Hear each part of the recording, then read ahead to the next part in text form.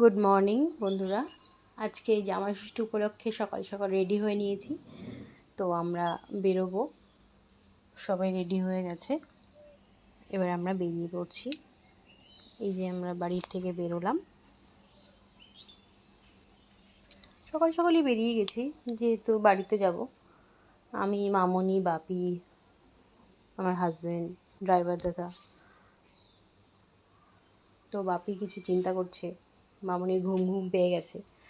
তো আমি অগত্যা ভিডিও করা শুরু করেছি। এইবার শ্বশুরবাড়ি যাবে, মিষ্টি তো নিতেই হবে। আর মিষ্টির দোকানে কি ভিড় তোমরা দেখো।